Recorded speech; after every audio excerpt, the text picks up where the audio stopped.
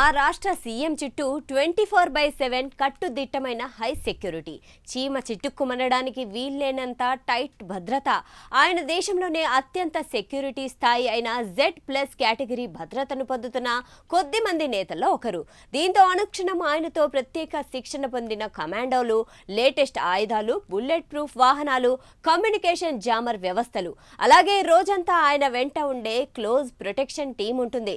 ఇక ఎప్పటికప్పుడు నిఘా సంస్థలు నిర్వహించే ముప్పు అంచనాల ఆధారంగా ఈ భద్రతా ఏర్పాట్లు సమీక్షించబడి అవసరాన్ని బట్టి మరింత కట్టుదిట్టం చేయబడతాయి. మరి దీనంతటి కోసం ఏడాదికి అవుతున్న బడ్జెట్ తెలిస్తే మీ ఫ్యూజులు ఎగిరిపోవాల్సిందే. ఎందుకంటే ప్రపంచంలోనే అగ్ర రాజ్యాల ప్రెసిడెంట్ల సెక్యూరిటీకి అయ్యే ఖర్చుకు ఇంచుమించుగా ఆ సీఎం సెక్యూరిటీ ఖర్చుంటుంది. దీంతో మన దేశంలో అందరూ సీఎంల కన్నా అత్యధిక సెక్యూరిటీ ఖర్చు కలిగిన సీఎంగా ఆయన రికార్డుల్లోకి ఎక్కారు. ఇంతకీ ఆ సీఎం ఎవరు? ఆయన సెక్యూరిటీ కోసం ఎన్ని కోట్లు ఖర్చు చేస్తున్నారు? ఎందుకని అన్ని కోట్లు ఆయన భద్రత కోసం ఖర్చు చేయాల్సి వస్తుంది? తెలుసుకోవాలంటే let's watch. CM Yogi Adityanath రెండోసారి యూపీ పగ్గాలు చేపట్టి 8 ఏళ్లకు పైగా పరిపాలన చేసి కొత్త రికార్డులు క్రియేట్ చేశారు. అయితే యూపీ రాజకీయాలు ఎంత హాట్గా ఉన్నాయో వేరుగా చెప్పాల్సిన అవసరం లేదు. ఎన్నికలతో సంబంధం లేకుండా ఆ రాష్ట్ర రాజకీయ వాతావరణం ఎప్పుడూ హీట్ పుట్టిస్తూనే ఉంటుంది. మరోవైపు రాజకీయంగా పరిపాలనా నిర్ణయాల పరంగా యోగి ఆదిత్యనాథ్ తరచూ వివాదాలు, విమర్శలు ఎదుర్కొంటుంటారు. ఈ నేపథ్యంలో సీఎం యోగిని భద్రతా సంస్థలు డేంజర్ జోన్లో ఉన్న నేతగా పరిగణిస్తాయి.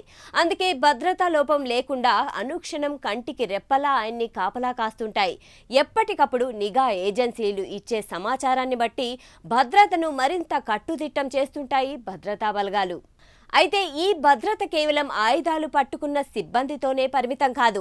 ఇందులో ప్రత్యేక శిక్షణ పొందిన కమాండోలు, అత్యాధునిక ఆయుధాలు, బుల్లెట్ ప్రూఫ్ వాహనాలు, కమ్యూనికేషన్ జామర్ వ్యవస్థలు, అలాగే రోజంతా ఆయన వెంట ఉండే క్లోజ్ ప్రొటెక్షన్ టీం ఉంటుంది. ఇక ముఖ్యమంత్రి యోగి ఆదిత్యనాథ్ ఎక్కడికెళ్లినా ఆయన చుట్టూ కనిపించే కట్టుదిట్టమైన భద్రతను చూసినప్పుడు సహజంగానే ఒక సందేహం తలెత్తుతుంది. ఈ స్థాయి భద్రత కోసం ప్రతి సంవత్సరం ఎంత ఖర్చవుతోంది? ఆ వ్యయాన్ని భరిస్తున్నది ఎవరు? రాష్ట్ర ప్రభుత్వమా లేక కేంద్ర ప్రభుత్వమా? ఇందులో భాగస్వామ్యమా అన్న ప్రశ్నలు తలెత్తుతాయి. అయితే ఇంత భారీ భద్రతకయ్యే ఖర్చు సహజంగానే తక్కువ ఉండదు. ప్రభుత్వ బడ్జెట్ పత్రాలు, అలాగే వివిధ ఆర్టీఐ దరఖాస్తుల ద్వారా వెలుగులోకి వచ్చిన అంచనాల ప్రకారం ముఖ్యమంత్రి యోగి ఆదిత్యనాథ్ భద్రత కోసం సంవత్సరానికి సుమారు 25 నుంచి 30 కోట్ల వరకు ఖర్చవుతుందని భావిస్తున్నారు. ఈ మొత్తంలో భద్రతా సిబ్బంది జీతాలు, వారి శిక్షణ ఖర్చులు, ఆయుధాలు మరియు వాహనాల నిర్వహణ, ఇంధన వ్యయం, లాజిస్టిక్స్, అలాగే ఆధునిక సాంకేతిక పరికరాల ఖర్చులు అన్నీ కలుపుకుంటారు. అయితే భద్రతా కారణాల దృష్ట్యా ప్రభుత్వం వ్యక్తిగత భద్రతకు సంబంధించిన పూర్తి వివరాలను బహిరంగంగా వెల్లడించదు. అయితే ఈ ఖర్చును ఎవరు భరిస్తున్నారన్నది చాలా మందికి ఆసక్తికరమైన అంశం. రాజ్యాంగ పరంగా చూస్తే ఒక రాష్ట్ర ముఖ్యమంత్రి భద్రతకు ప్రాథమిక బాధ్యత ఆయా రాష్ట్రాల ప్రభుత్వానిదే. భద్రతలో భాగంగా NSG లేదా CRPF వంటి కేంద్ర బలగాలను వినియోగించిన వాటికి సంబంధించిన ఖర్చును సంబంధించిన రాష్ట్ర ప్రభుత్వమే చెల్లించాలి.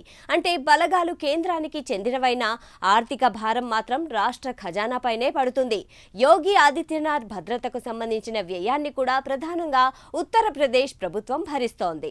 అయితే నిపుణుల అభిప్రాయం ప్రకారం ఒక రాజ్యాంగ పదవిలో ఉన్న వ్యక్తి భద్రతను కేవలం ఖర్చు కోణంలో మాత్రమే చూడడం సరికాదు. అది వ్యక్తిగత రక్షణకే పరిమితం కాకుండా రాష్ట్ర పరిపాలన, స్థిరత్వం, శాంతి భద్రతలు, ప్రజా వ్యవస్థపై విశ్వాసంతో కూడా ముడిపడి ఉంటుంది.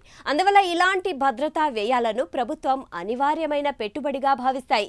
ఇలా ఉంటే ఉత్తరప్రదేశ్ సీఎం యోగి ఆదిత్యనాథ్ అరుదైన రికార్డు సృష్టించారు. ఆయన 8 ఏళ్ల 132 రోజులు సీఎంగా కొనసాగుతూ గోవింద్ వల్లభ్ పంత్ 8 ఏళ్ల 127 రోజుల రికార్డును అధిగమించారు. ఈ మైలురాయితో యూపీకి అత్యధిక కాలం సీఎంగా పనిచేసిన రికార్డును కలిగి ఉన్నారు. మార్చి 19, 2017న మొదట సీఎంగా ప్రమాణ స్వీకారం చేసిన యోగి వరుసగా 2 సార్లు అధికారంలోకి వచ్చారు. ఆయన హయాంలోనే అయోధ్య రామాలయ మందిర నిర్మాణం జరగడం విశేషం. అదేవిధంగా ఒకప్పుడు గూండా రాజ్కు కేర్ ఆఫ్ అడ్రస్గా ఉండే యూపీలో ఇప్పుడు ప్రజాస్వామ్యం వర్ధిల్లుతోంది.